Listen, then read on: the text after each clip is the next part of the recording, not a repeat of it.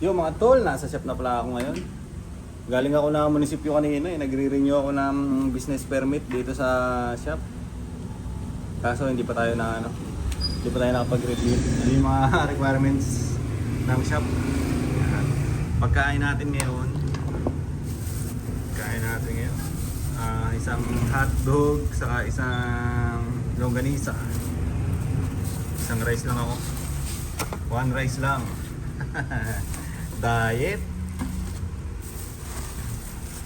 So yun, isang rice lang tayo. Tapos ang ulam natin dito, giniling. Yan ang ulam natin yun. Kahapon, nagano lang ako, nag-oatmeal lang ako. Oatmeal lang ako kahapon. Tapos yun, kinagabihan, nagutom ako. Napakain tuloy tayo ng lugaw. Yun. Ano bang gagawin natin ngayon? Wala akong pa-ending ngayon kasi kala ko magtatagal ako sa sa pag-asikaso ng business permit. Nag-deo po ako sa pa-ending. Minsan nga parang gusto ko na rin tigilan yung pa-ending Parang gusto ko na rin siya tigilan tapos mag-focus ako sa mga affiliate marketing ko saka commission base.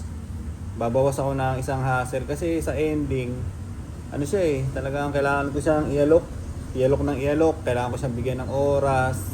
Hindi kagaya sa affiliate marketing saka sa commission base ko.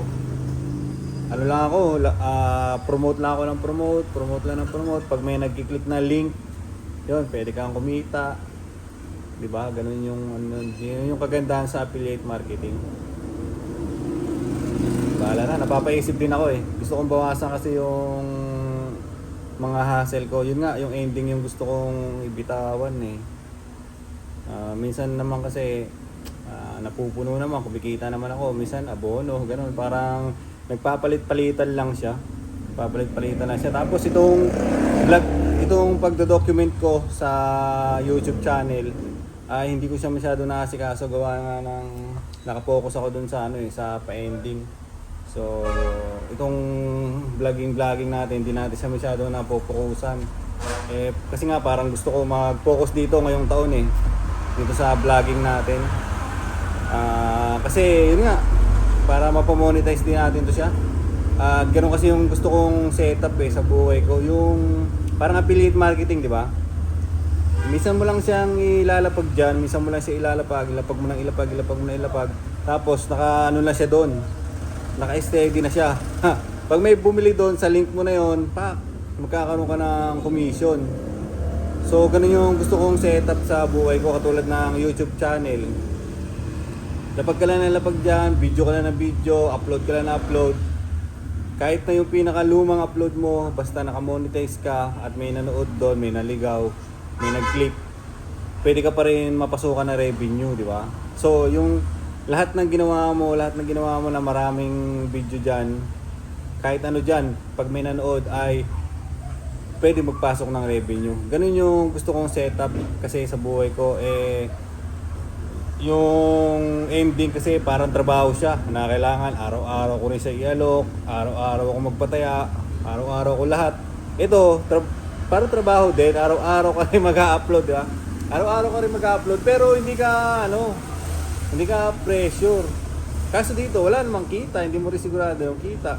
Kaya yung yung isip ko nagaganyanan sila. Ganun lagi, Ang gulo Ganun lagi ako kasi meron din kasi akong mga gustong gawin pa na ibang bagay na hindi ko magagawa, lalo na nakapokus ako dun sa ending. Ganun ko siya tignan. So bahala na muna niyan. Sa ngayon, kakain na muna ako. Baka nagugutom lang ako, kaya naiisip ko itong mga to Kain muna tayo mga tol. Kain tayo mga tol. Pagkain natin, giniling, hotdog, saka longganisa. Tirayan natin itong longganisa. Tapos sabayan natin ng kanin. Diba? Solve na naman. 115 na naman ngayong araw. Sahod natin 500, di nabawasan na kagad sa sahod natin. So, kain tayo. Sarap.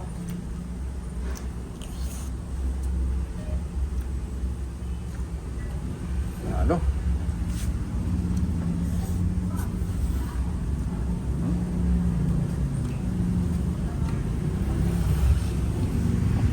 Hotdog naman. Ah.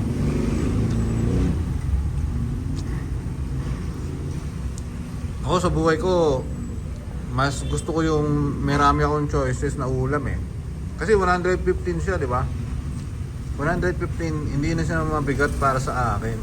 Kasi maghapon ko na siyang gagamitin na lakas, di ba? Tanghalian ngayon eh. So kahit di na ako magmerienda, ayos na yan, yung 150 na yan. Tagus-tagusan na yan hanggang gabi, di ba? Pag may merienda tayo, yung pag ganyan-ganyan na, mani na lang, di ba? Ganito na lang. Kain tayo, kain tayo.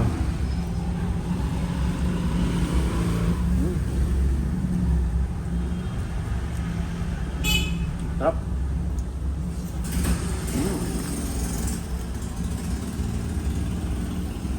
Dito parang may tagaluto rin ako eh. Ang daming mga karinderya.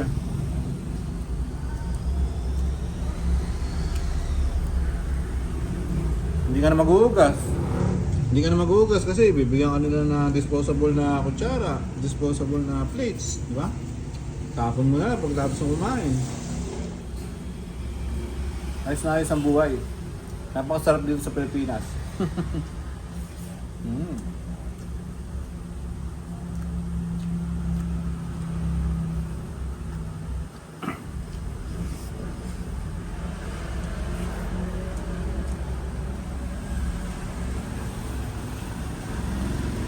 Sarap. Ang ginagawa ko pala, yung sahod ko na cash, dito ko nilalagay. Yan yung ginagamit ko ngayon, pang kain-kain. Yan. Sahod ko. Yung mga barya-barya. Parang panukuli ko rin, pinapalit ko dun sa kaha ni Utol. Pinapalit ko dun sa ano niya. Parang ito.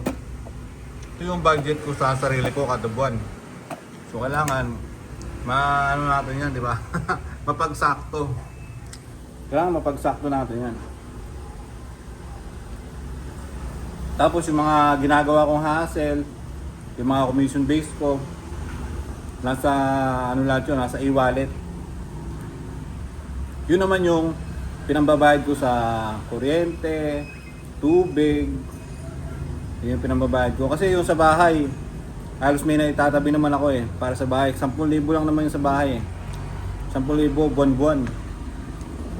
So, kayang-kaya naman yun kasi tuloy-tuloy naman yung trabaho natin dito. Minsan pag sumusobra sa ano, di ba? May naitatabi pa. Sumusobra sa mga hassle ko. May sobra doon, may natatabi pa ako. So, yun. Daldal natin. Kain na muna tayo. Kain muna tayo mga tol. Ang nagtitigdig Tapos tayo sa kumain utak mga ng tol. babae na Tapos load-load lang kasi dito. parehas yung maraming nabibengbang yung lalaki. Kasi maraming nagpapabengbang. Maraming bumibengbang dun sa babae. Parang may mga... Ganyan lang gagawin ko. Tapos ayusin ko na naman yung inventory dito. Nila, bakit tayo hindi? Parang Habang nanonood na mga podcast, ayos-ayos na yung trabaho natin, yung inventaryo. Oh.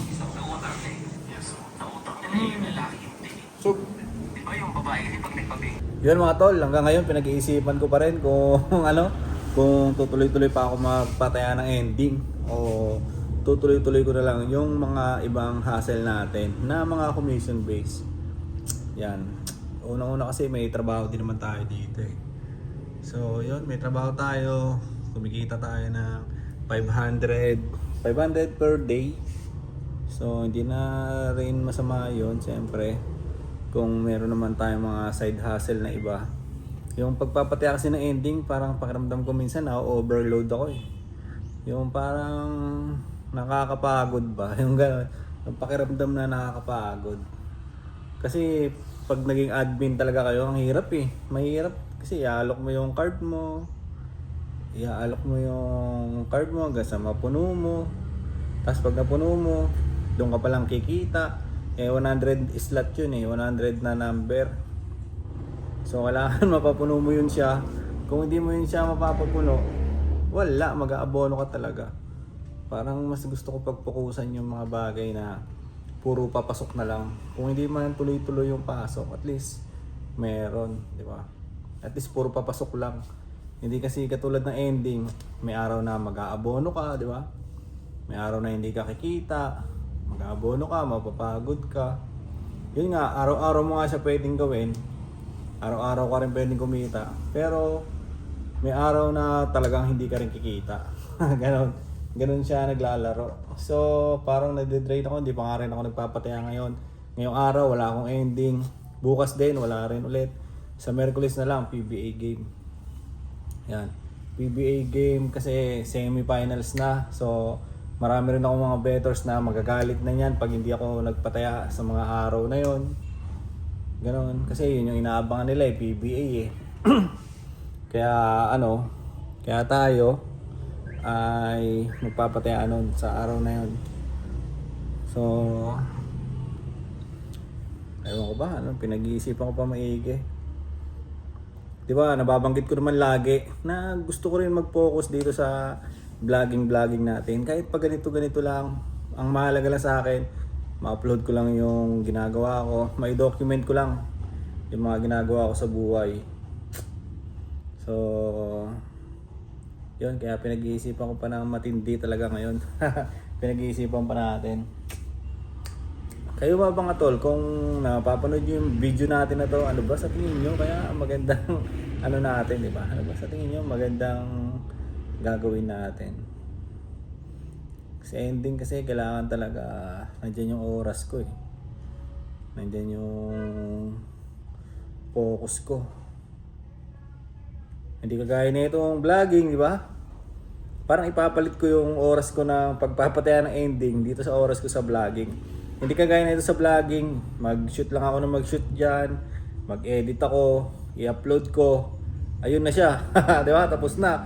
Tapos noon, panibagong record ka na record, tapos edit na naman, upload na naman, tapos pagka nakapag-upload ka, panibagong shoot na naman, ganun lang, paulit-ulit lang ng paulit-ulit. Di ba? Parang mas okay pa yung ganun eh. Kasi ganun mo lang siya gagawin eh, hindi katulad ng ending. Andyan nga yung pwede ka nga kumita araw-araw. Di ba? Pwede ka rin malugi. Pwede ka rin mag-break even. Pwede rin yung pagod mo. Nade-drain kasi talaga ako. Kasi ang daming ginagawa. Tapos naayos ko pa yung inventaryo ng shop. Siyempre, pag inayos mo yung inventaryo, kailangan mo rin bigyan ng oras. Di ba?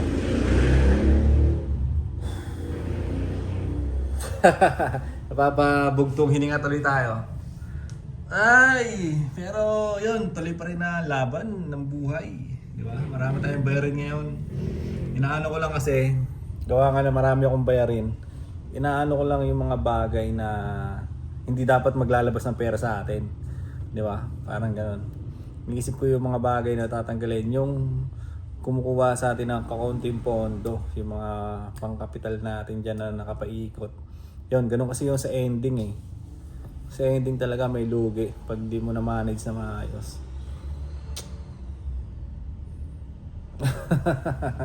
Ay, papaisip tuloy tayo. 2026 na mga tol. At gusto kong fokusan itong channel natin. Gusto ko rin maglapag dito. So, yun. Bahala na kung ano yung magiging desisyon. Kasi parang noong nakaraang taon, ilang beses na rin ako huminto dyan eh. Huminto ako mga ilang araw, ilang linggo. Tapos babalik na naman ako sa pagpapataya ng ending. Tapos pagka ilang na naman, magpapahinga na naman ako. Parang sala sa init, sala sa lamig yung sa ending ko ah. Kasi nga na-dedrain nga ako eh. Hindi kagaya sa mga iba kong ginagawa ng mga commission based. Yun talaga, tuloy-tuloy lang. Banat lang ng banat doon. Banat lang ako ng banat doon. Sa ending lang talaga kasi kailangan mo talaga magpataya eh. Kailangan mo talaga bigyan ng oras siya. So kaya yun yung parang pinag-iisipan ko na gusto ko na munang ipahinga pansamantala. Titingnan ko yung buhay ko o titingnan ko yung cash flow natin kung wala yung ending na yan. Kung napapasukan din pa tayo kahit maliit na amount lang, di ba? So sa tingin ko itong shop magtutuloy-tuloy naman to kasi okay, hindi naman ang bentahan dito. Sa tingin ko magtutuloy-tuloy rin naman yan. Pero yun, bahala na mga tol. Yun yung abangan natin. Titignan natin kung ano yung mga mangyari o mga magiging kaganapan sa mga susunod na upload natin. kung makakapagpataya pa ako ng ending. Pero yun nga, sabi ko hanggat maaari, ayaw kong bitawan yung ending eh. Kasi may pagkakataon din talaga na kumikita doon. So bahala na. Bahala na pa rin kung anong mangyari. Pagka ganun kasi, kailangan sisipatin natin. Okay lang din naman magpahinga, di ba? Okay lang din naman magpahinga. Wag lang tayong hihinto, di ba? Okay lang magpahinga minsan, pero wag tayong hihinto. So ilang mga tol, hanggang dito na lang muna itong vlog natin para sa ngayong araw. Bye-bye!